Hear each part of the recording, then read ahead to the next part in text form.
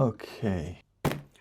Am I making a mistake? I kind of feel like I've been sucked into the hype. I feel like a sheep, but a very excited sheep, because it's a camera I've had my eyes on ever since the hype of the X100V. This one though, the 6, spoiler alert, thumbnails told you, the titles told you. This camera has always excited me, it's intrigued me, and Fujifilm, what they've been doing for the past how many years, you know? Fujifilm recipes, making sexy cameras, making photography less niche, more cool again. My main bag is videography, making videos, making social media content, but getting the XM5, I think start of the year when it first come out, I was very excited. I took it away with me, I made some cool pictures, played around with Fujifilm recipes. It's just the camera, for what it is, it has a lot of limitations, and yeah, for some people it's not a deal breaker, but for me, I was just like, I need more. And for those who do know, I am a Sony guy. Like, I've got the A7C Mark II that I'm recording with. I've even got the Sony A7 IV, which is my trusty workhorse. Love this camera to death. I love them both. And they're just reliable, you know? Yes, they've had their faults, but in terms of autofocus, performance, picture quality, video features as well, amazing, amazing. And I will speed this up, trust me. It's just, I wanted a camera that was mostly just for photography. Less weight, fixed lens. I knew that was a thing going in, and I was like, no, that's what I want. I don't want to be messing around with lenses, worrying about pancake lens and then changing this lens and that lens. I just wanted a camera I can pull out my pocket or take off the strap, pat, and just take pictures and not worry. So yes, short story long, I have got the Fujifilm X100VI in silver. Didn't think I'd be able to get that, because in the UK, the black, it's everywhere. Like, you can get it today, tomorrow, whenever. The silver though, is kind of like a pre-order thing, and then it's limited stock. So yeah, got some goodies, still waiting for some to come in the post as well. I've got a half case, leather case, bit retro vintage vibes. And then I've got the thumb grip with the shutter button. I'm excited, man. Let's get this bad boy open, shall we? Enough waffling from the Tech Waffler. Welcome everyone. My name's Erkin, where we waffle about tech. So yeah, let's get this open. Okay, let's start off with the accessories. We have got the small rig thumb grip with the shutter button. Nice, feels premium. I like that. And then we've got the red. It's always red for me. So this is kind of cool, because I normally bulk out my cameras with like cages or half cages, even an L-shaped grip. But what I wanted to do is just get a sort of retro vintage feel. So this is why I've got the leather case, the half case, and yeah, some sort of protection, a little bit more grip, but not too much weight and bulk. I've also got the leather neck strap too. Happy about that. I like the aesthetic, the vintage feel, the retro vibes, you know. Here we have it, the box, a very nice box actually. It feels premium. I know it's just a box, X100VI there, Fujifilm there, and then we've got the price that I paid, allegedly. It's not confirmed, it's all alleged. And then yeah, we've got the silver argent, they're calling it. Okay, let's get it open. Moment of truth, register this and that, some more paperwork telling you about the camera, some more paperwork. Oh, what do we have here? Some more paperwork. Oh, nice. So it's the strap, it's the charger, all that good stuff, if you guys can see. And then the battery, which is one thing I am worried about, is the battery. Like, I've been told it's not the best. And in fact, I'm pretty sure this is the same battery in the XM5, which again, wasn't the best, but I have ordered a couple. Okay, this is what it's all about. Wow. This feels like a proper retro vintage camera. Amazing. I really like this camera, man. Even just the aesthetic. It may be the marketing, it may be the rollout, it may be everyone and their auntie and dog has one or wants one. Even the cap is super cool. Like, it just pops off. Of course, we've got a 23mm fixed lens, f.2, which I'm happy about, man. I don't mind. Honestly, like, I've got so many lenses where I just don't know what to do with them half the time. I've got to get my head around this tilt screen though, because I've always had a swivel out screen, like to the left. Oh yes, you know what's going to happen on there. But I like it. First impressions, really cool. Got the ND filter button here, I think. Got a flash as well, built-in flash, which you don't see often on modern day cameras. ISO dial. You've also got other dials to play about with, whether you want it for ISO, Zoom, I think you can. Fujifilm recipes, you name it.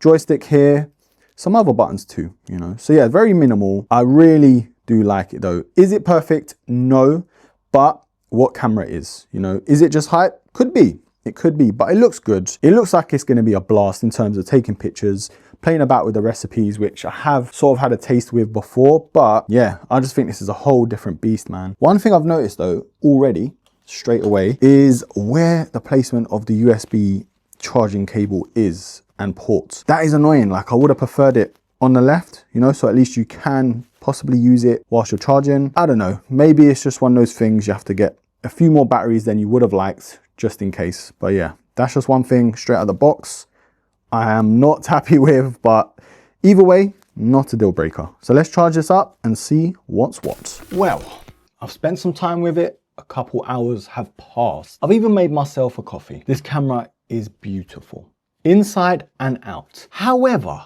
I'm just not getting that buzz. You know, maybe it's because I've got my Sony cameras. Maybe it's because I expected a lot more. I'm not saying it's a bad camera. It's a beautiful camera. It's sensational as a photography camera. It's just not giving me that feeling. I can't explain it. Like I've rigged it out a little bit in terms of customizing it, making it look even more retro than it is. It's a great camera. It really is. It's just, I'm having the same problem that I did have with the XM5. The menus are just like, so ugly. And what is annoying as well is brands name certain menus or sub-menus, you know, headings differently. So I'm trying to figure out certain things. It just doesn't explain it. There's no option to show me what it means like the Sony cameras do. You know, it's the little things that make a difference. Now, I'm nitpicking, I'm being a Karen, of course I am. I've spent a lot of money on this camera. I still need to figure it out. I still need to play about with it, get to know it more, you know. We're warming up to each other, that's all I'm gonna say. But straight out the box, amazing. Great looking camera. In terms of the picture quality, wow. 40, whatever it is, megapixel, amazing. I think the highest megapixel count camera that I've ever had are my Sonys, my 7C2 and my 7IV.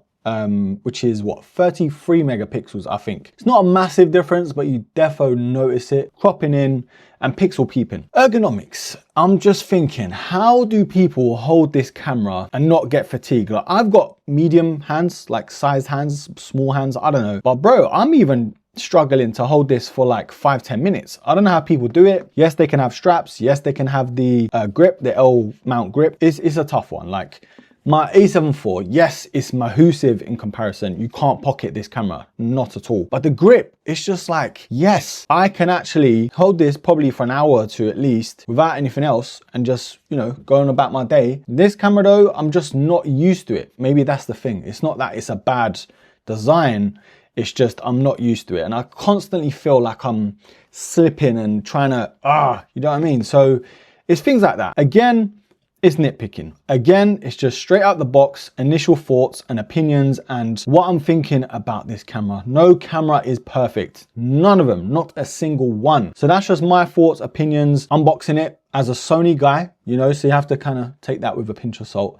I am going to be slightly biased, but I just want to look at it, man. I don't even want to take pictures. I just want to look at the camera. I'm only messing. In all seriousness, menus aside, you know, UI aside and ergonomics aside, I guess. These factors do matter though, that's the problem. Like when you're trying to get to certain menus, you can't arrange all the quick menus and buttons to customize to your liking. That's another thing. It's just adapting and getting used to it and just picking apart the camera for what it is and using it as a tool to get the job done. Like taking pictures on holiday, events, family events, you know, stuff like that. It's all these things. The reason why I got it in the first place, like I didn't want to be carrying around these big cameras, even though I can get small lenses. It's just I wanted something to just pull out the bag or the pocket and just be like, pap, pap, you know? Great camera. The viewfinder's really cool. I like how they've done that. It's kind of like, how can you explain it? It's kind of like a hybrid, you know? It's like the old school film, but it's also got the other mode too, where you can digitally show the preview. You know, I really like that. The ND filter,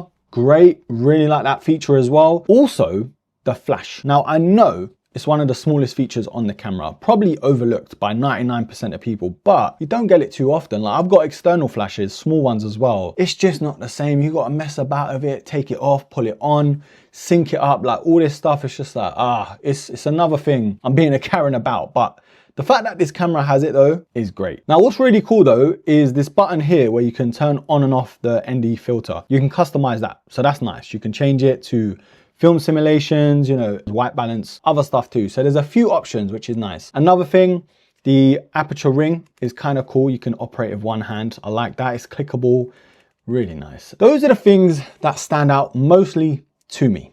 One more thing I'm going to nitpick on, which is so disappointing, is this leaf shutter nonsense. Like, listen to this. Can you hear that? You probably can't, because it's a leaf shutter. This is mechanical shutter, by the way. And I'm just like, why? Like, again, not comparing because they're two different systems, two different setups and cameras. But if we compare a normal mechanical shutter, how sexy does that sound? Yeah, so you got this A7 IV, bam. Then you got this.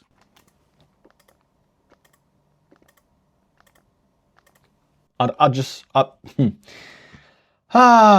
know. I just don't know. Apparently, I've been reading up and that's a thing that a lot of people don't like. You can change the sound, you can change the volume. That's our highest volume, by the way. I just don't know. I want to feel like, especially when I'm holding and using a camera that looks as good as this, as retro as it is too, I want it to sound a bit like it. Have that option to customize it, you know, make it sound like a proper mechanical shutter. So yeah, it's a bit disappointing. Some people may like it because it's kind of more subtle. As a mechanical shutter, as loud as they can be, sometimes you want that versatility to shut it off. But again, give us the option to make it quiet to not, you know. If I wanted to use the electronic one, I can. That's as silent as it can get. Yeah, that's just another thing I noticed straight away.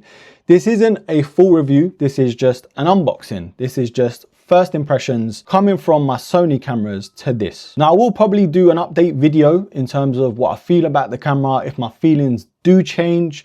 If I keep the camera too, that's another thing. Could be a plot twist in there. But yeah, I've got a couple events, some work events that I'm looking forward to taking this to. Whether I use it or not, whether I just stick to what I know, because there's a lot of differences in terms of menus, like I've said, features, and just doing different things. Like cameras all do different things. Open gate, you know, cropping, aspect ratios, film simulations, you name it, you know. Every camera's got their strong points, every camera's got their weaknesses. First impressions though, this is beautiful. I can see where the hype is, but is it a camera that I can't wait to use? I'm gonna say yes and no. Yes, because the recipes, you know, the Fujifilm simulations, again, is something I've overlooked because I had the XM5 and I was like, oh my God, this is a whole nother world. You can customize them, make your own, stick to the ones on the camera, which is amazing, which is great. It's just, for me, I feel like it's a bit of a gimmick. Like once you get the look you want, even if you edit your photos with the raw files and stuff, you can. Like the simulations are great. It's a great option to have, but it's just not something I'm like, oh my God, can't wait to use, if that makes sense. For other people, that's the main reason they shoot on Fuji. The reasons why I am excited to use it is because of the size, the compact feel. It's different to what I have already. So it's another thing I want to conquer and just get different looks out of the camera. But at the same time, I've got cameras I've mastered and got the most out of in terms of the pictures, how they look, the feel, the quality, all that stuff, if you know what I mean. So I'm kind of torn, and it's like a double-edged sword where it's like, yes, new gadget, can't wait to use, put my own spin on it, you know, all these things, but I'm happy with what I've got already. And you may be asking, why did you buy this then? It's just one of them things. I'm curious. I want to try different things, like I've said, and maybe I'll start to love Fuji and start to get rid of all my Sonys. Don't think I'll be doing that anytime soon, but it's just a possibility. I'm waffling, I'm talking a lot. Maybe I'm trying to convince myself to keep this, to try it, to really love it and learn and appreciate it. But look, I can talk until the cows come home. This is a beautiful camera. Still a camera that's not perfect. Still a camera I still need to wrap my head around, get used to, get the most out of it. And whether I keep it or not, again, there will be an update video. I can't wait to just see what this camera really has to offer out in the wild. But yeah, I'm gonna get my head around it, finish my coffee, finish off The Walking Dead whilst I edit this video. Just keep it locked. Just keep it locked. Subscribe, like, comment, share, all that good stuff. And yes, until the next episode, take care.